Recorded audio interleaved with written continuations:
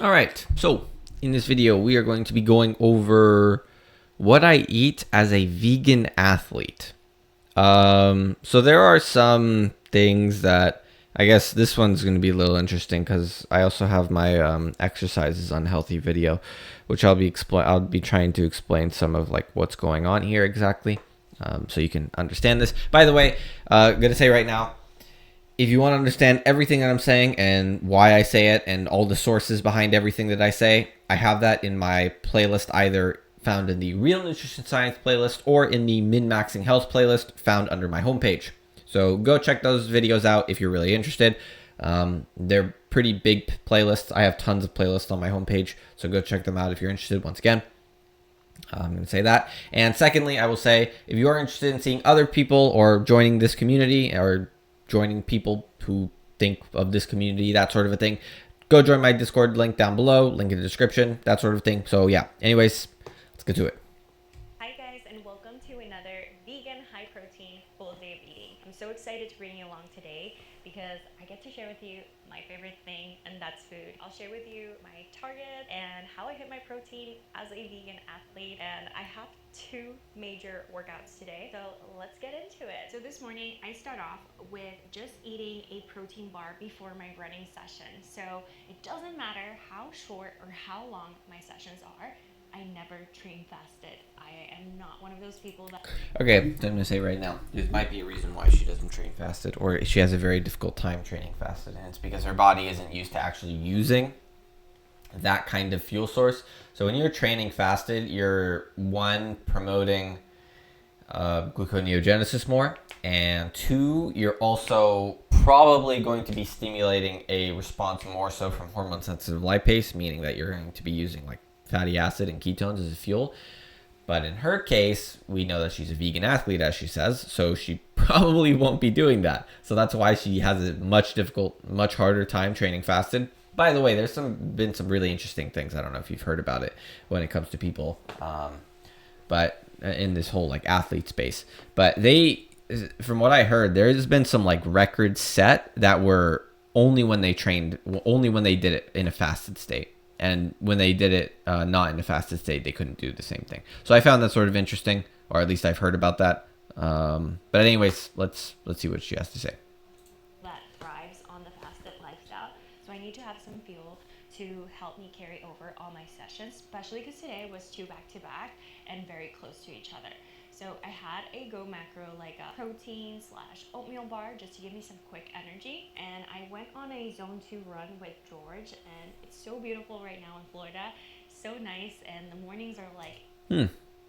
I used to be in Florida. I actually might be going back there, but not too cool, not too hot. They're just perfect. So I really enjoy... I'm not gonna lie, the way she runs is a little weird. Okay, I have to slow this down because I need to see like this is the way you run is actually kind of important. She might cover a lot of things that I talk about. She's definitely not going barefoot shoes, so I already see a problem there, and that might be the reason why her run is really awkward. Oh God, no. She's doing it. Okay, I don't know if you can tell here. Look very carefully at where her feet... This is probably why her run is weird. Look at how her feet are positioned when she's running, okay? Look at how... Well, is it her heel that collides or is it her toe that collides when she's running? And notice, this is why I said, oh God, no. If you've understood anything about the barefoot community or just barefoot shoes and stuff like that in general, you can't do this in barefoot shoes, okay? That ain't gonna work. That's gonna hurt like hell. That is gonna absolutely hurt. So, yeah, oh boy. Okay, hold on. Let's go over this again. Okay, so notice heel. So she propels herself off her toe, but she's landing right there on her heel. Lands on heel. That is extremely damaging. That's really, really bad for your feet. Oh my God.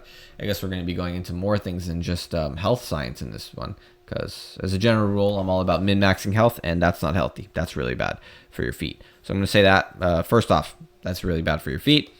Second off, when it comes to exercising and that sort of a thing, I almost certainly think cardio is unhealthy. I'm going to say that right now. And you might say, what the heck? Cardio is unhealthy? Yes. And the reason is because what you're doing is you're enlarging the heart. And when you enlarge the heart, that's like extremely bad. And you can measure it quite literally because in marathon runners, just as an example, you can measure noticeable, like extremely noticeable levels of troponin, which is basically another way of saying a measurement of like heart damage. And the reason why this heart damage is occurring is because this is how you get that tissue remodeling and that enlargement of the heart. The damage has to first occur, which is actually exactly what exercise does for your body. All exercise is first damaging your body, and then after you damage your body, the tissue remodeling process must occur. And during this entire tissue remodeling process, immune cells usually get activated, and actually immune cells have to get activated. And when these immune cells get activated, they basically help deal with all of the damage that is occurred during that exercise in the muscles, in the muscle cells. And what ends up happening is the muscle cell ends up growing basically bigger in this case. Well, not the muscle cell, not the hypertrophy. But the amount will end up becoming bigger. So basically the muscle is adapting, or the muscle ends up being broken down, and then it's forced to adapt to its environment because that damage is occurring. So that is, by the way, like I'm not a big fan of this whole tissue remodeling process and saying exercise is healthy. I think exercise is only healthy only if you are not carnivore. If you are carnivore, I don't think exercise is healthy, and I think that you shouldn't be exercising so often. That doesn't mean I think exercise is completely unhealthy, but I think if you're carnivore, you should be exercising maybe once every 3 to 7 days for 10 minutes. Like, that's it. You don't really have to be doing that much. And if you stimulate any more, you're basically messing with this whole inflammatory process of building muscle, because that's how you build muscle in the first place. I've gotten people saying like, oh yeah, but what about these people who are constantly working out and they're like working out every day? They're gaining muscle, right? No, they're not gaining usable muscle. And not only that, they're also, one, eating incorrectly, and two, if they're gaining anything, they're gaining adipose in that area. And if you just look at these bodybuilders in today's day and age, I mean, they're like a great example. Look at their belly. Like, it is extremely expanded. Their face is extremely bloated. Like, that's just giant inflammation going about. That's a lot of inflammation. That's not healthy. So, yeah.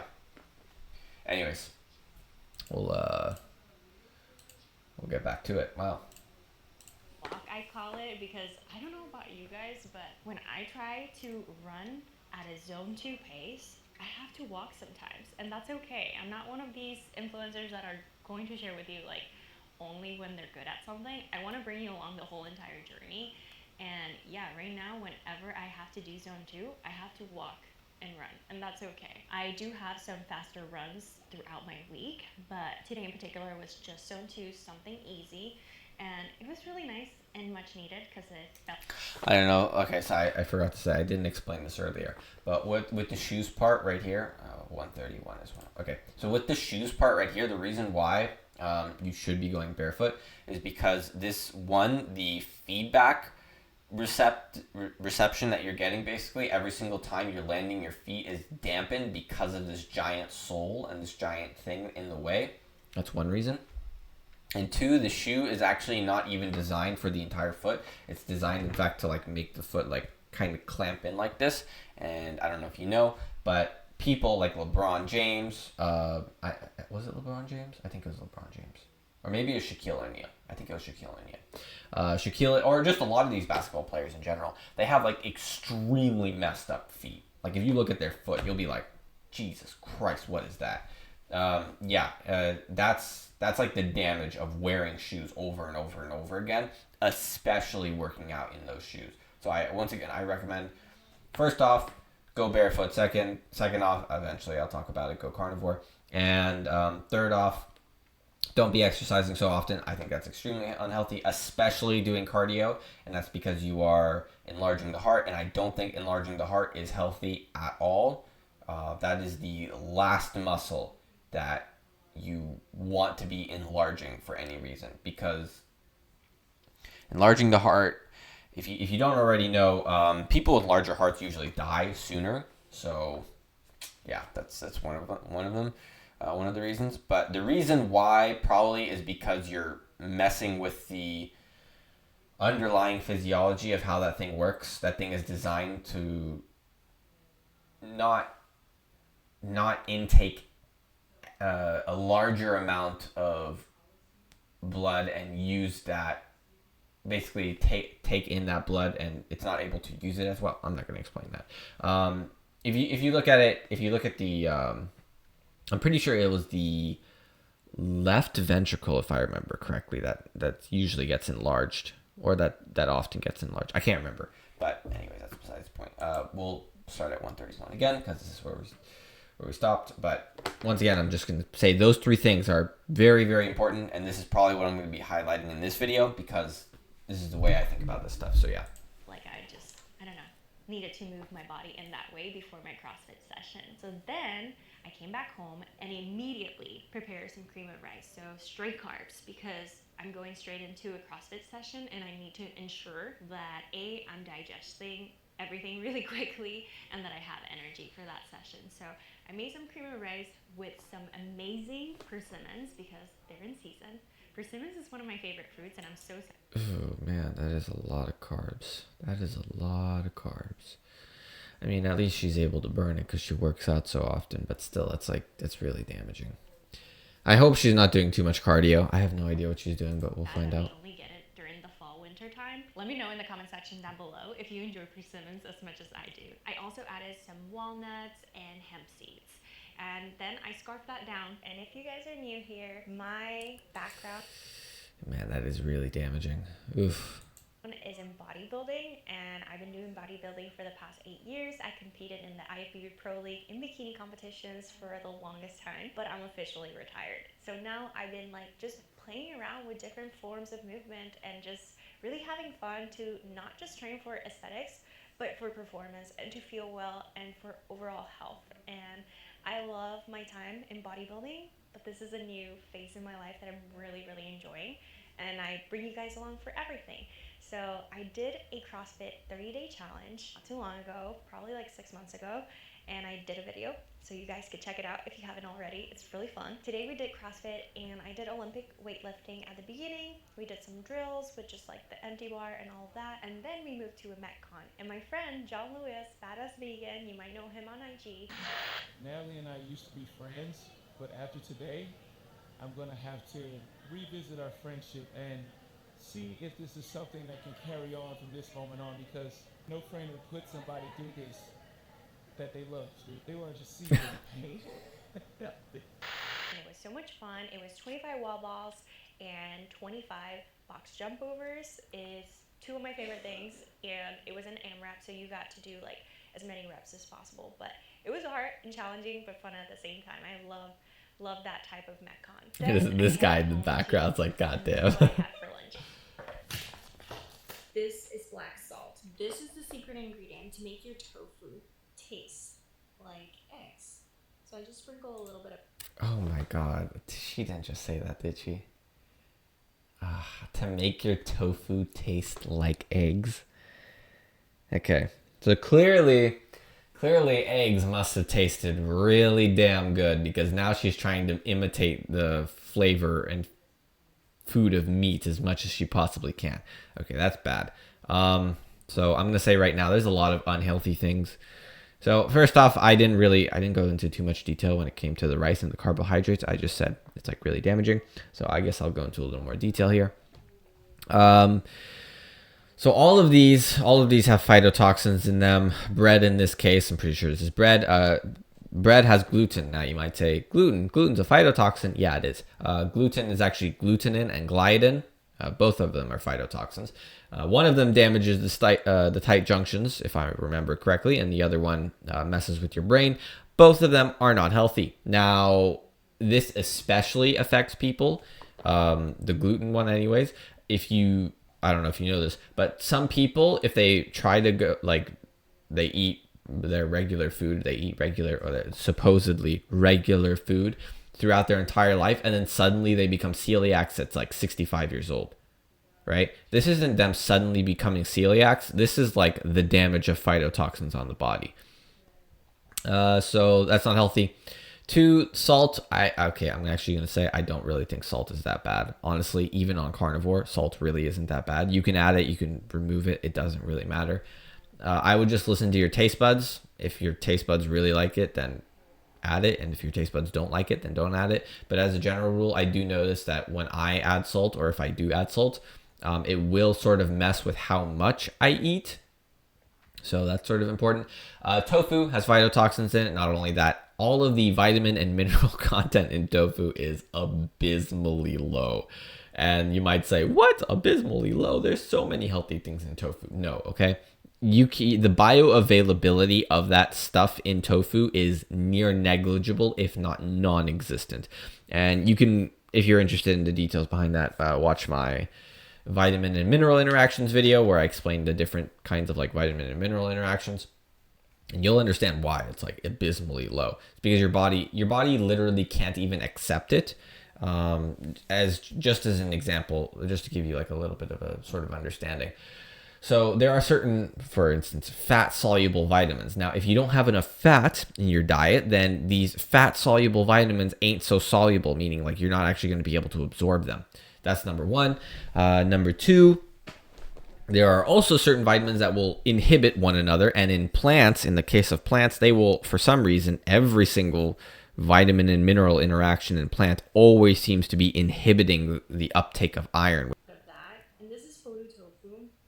It's really nice. It's extra firm. Doesn't have a lot of water content, so I don't need to press it or anything. And what I like to do is just slice it very thinly. I don't really do much to it. You can put it in the air fryer if you want, but this one is so nice. The texture is amazing. With that little bit, goes a long way. I toasted my bread. This is just a lot of spinach. Oh God. Okay. Spinach is extremely high in oxalate content, and that's not a bueno. That's a no bueno. That's a really, really big no bueno. Now, yes, your body does produce oxalates naturally, but just because it doesn't mean that they're healthy. In fact, they're like a byproduct. They're an off product of a certain kind of, I think, vitamin C metabolism. I can't remember exactly. But they're an off product. They're not, you don't want to be like adding more of them in. And not only that, we know oxalates can cause damage because they can cause things. I mean, I don't know if you've ever heard of like calcium oxalate stones. Yeah, this is like one great way to get it. Okay. You just you up the oxalate content, and then you put stress on the body, as much stress as you possibly can on the body. And one great way to do that, in my opinion, is damage the endothelium, which means mess with the Randle cycle, because that affects the vascular system entirely, which means it affects all of your organs basically. Because that's a no point. Anyways, so I definitely wouldn't recommend the oxalates. You can sort of see oxalate damage in many different forms, but I have noticed that some people will get like bumps on their face, for instance. That's one of the things I've noticed oxalates can do. Oxalates, by the way, will also inhibit macrophages, meaning they mess with the innate immune system, and that's your first responders, to keep it really simple. So that's not ideal as well. No bueno. You don't want to be doing that. A lot of basil and garlic. It's gonna be amazing. So I made this epic sandwich, and I put some avocado. Okay, avocado once again. All this stuff isn't really healthy, although I will say this is like the healthiest option. If you ever add in any sort of fruit, any sort of vegetable, I'm gonna say, in my opinion, avocado is probably the healthiest thing that you can add in. It's not even healthy, actually, by the way. It's unhealthy. It's adding it in makes it unhealthier, but this is the best option if you want to add anything in, because honestly, I really the fructose content is extremely low, although I will say the polyunsaturated fat content is very high. I think the phytotoxin content in it relative to other fruits and vegetables is actually lower, so that's ideal. Like spinach's phytotoxin content is through the roof. It's like It's a rocket ship. It's really, really high up there. No bueno. Avocado, some tofu, some veggies, pickled veggies. It was absolutely incredible. And I whipped this up literally in like 5 minutes. So Ugh. I wanted to share with you quick and easy meals throughout this day because I know sometimes I get really caught up in showing you guys kind of like the more elaborate recipes and all of that. But realistically, a lot. Oh man, that's not healthy. That's not healthy. I gotta be honest. That's definitely not healthy. I mean, at the very least, she's burning the glucose, so she's not damaging the endothelium as much. But technically, she's messing with the vascular system anyways because she's screwing up the heart because she's doing cardio. So it's like, there's so many factors that come into play right now that she's like messing with. It's like she's doing this wrong, but then she's doing this right, but then she's doing this wrong. She's doing something wrong and then accounting for it right, but then doing something wrong again. It's like, it's really weird. So this is not healthy. Anyways, we'll get back to it. A lot of the time, many of us don't have too much time in the kitchen. So I just wanted to share with you how you could still hit your nutrient goals, your protein goals, all of those things, checking off all of your boxes while still having a very nutritiously dense meal. After all that, Okay, that's not nutritiously dense at all. Like okay, let me give you just a little bit of an example to show you nutritionally dense in terms of meat versus plants. So if you want to really just compare nutritional density, look at the best source of vitamin A. Okay, let's just take vitamin A in this case. Now, vitamin A can come in many forms, but there are some more bioavailable forms, and then there are some less bioavailable forms. Now, in this case, there is beta carotene, which can come from sweet potatoes. And this beta carotene bioavailability relative to retinol, which is like much more bioavailable, is 1 to 12. That's insane, to put it mildly. Now, how insane is that? Just to give you like a little bit of an understanding on how insane that is, that vitamin A quantity. Let's say you wanted 100, I think it was 100 micrograms. I can't remember. I made a video on this as well in the Real Nutrition Science playlist. You can go check that out. But to keep it really short, 900 grams of sweet potato is equal to 100 grams of beef liver. I don't think you're going to eat 900 grams of sweet potatoes, let's be honest here, just to get your vitamin A needs, right? So yeah, that's insane. That's ridiculous. So no, it's not nutritionally dense. There is not a single, actually I take that back. There is 2 potential vitamins which aren't actually even necessary, super highly necessary vitamins, because you don't need them in high quantities, basically, if you're not damaging your body over and over again. And that's vitamin C and vitamin E.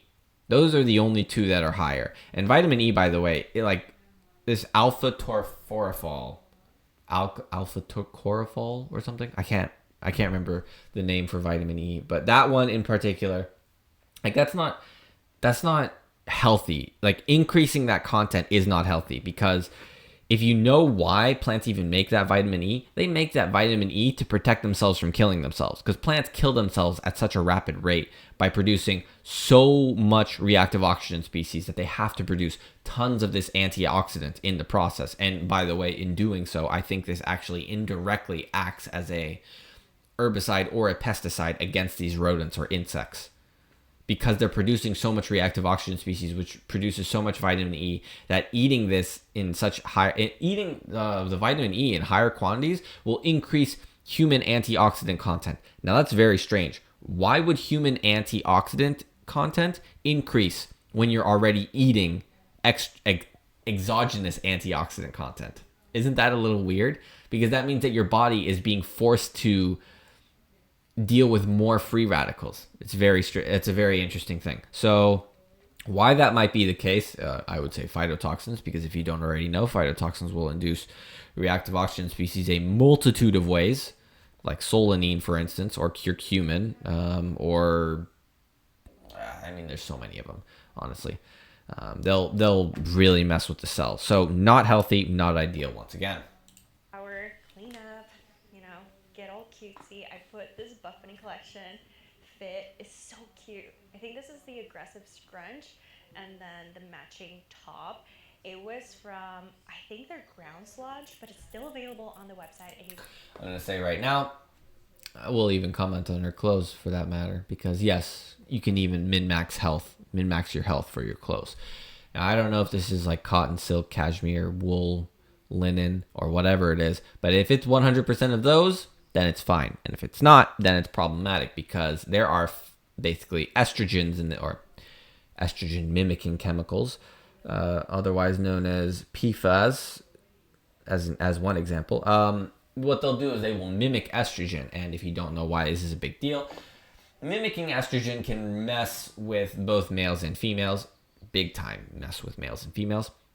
And how does it do this? Well, mimicking estrogen in this case, if we were to mimic a certain kind of estrogen, because there are actually 3 kinds, estrone, estradiol, and estriol, if we were to mimic one of those kinds and basically force the cholesterol hormone synthesis cascade to go more so in one direction or the other, that can also lead to excess production of another or decreased production of another, which will also potentially lead to breast cancer and all these other sorts of cancers, ovarian cancer, breast cancer, PCOS, PMS, pain, can also be related to this because it affects the cholesterol hormone synthesis cascade, which also, by the way, that's another reason why you want to be eating meat, because you get cholesterol from it. And where do you get your hormones from? That's right. They all come from cholesterol. You can't get adequate hormones from plants. So you can use code Natalie to save 10% off.